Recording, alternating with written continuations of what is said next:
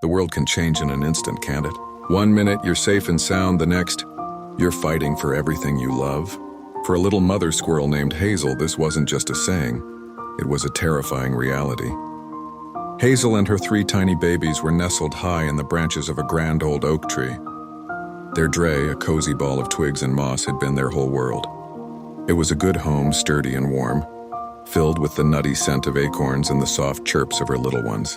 Life was perfect, until the sky turned a menacing shade of bruised purple. The wind started as a whisper rustling the leaves, but soon it grew into a roar, a furious beast that clawed at the branches. Rain didn't just fall, it lashed down in icy sheets. The old oak, which had stood for 100 years, began to groan and sway violently. Hazel huddled over her babies, her tiny heart pounding against her ribs, trying to shield them from the chaos. Then, with a deafening crack that sounded like the world splitting in two, their branch gave way. Their home, their entire world, was torn apart and sent plummeting to the raging ground below. Miraculously, they survived the fall, landing in a soft patch of mud. Drenched, terrified, and homeless, Hazel knew she had to move. She couldn't stay in the open. She gathered her babies one by one, carrying them gently in her mouth, her instincts screaming at her to find shelter. Through the blinding rain and howling wind, she spotted a dark opening, a hollow in an old, forgotten drain pipe. It wasn't much, but it was dry. They huddled inside, the cold, damp metal a poor substitute for their soft nest. The storm raged on, but at least they were out of the wind. But as the night wore on, a new terror emerged. The drainpipe began to fill with water. The storm's runoff was turning their temporary refuge into a deadly trap.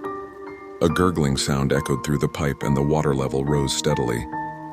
Panic seized Hazel. She had to get her babies out. Now.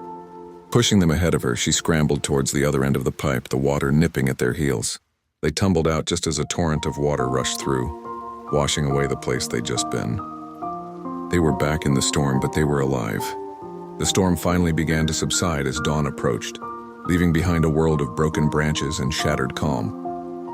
Exhausted but driven by a mother's fierce love, Hazel pressed on. She followed a faint, warm, sweet smell that tickled her nose.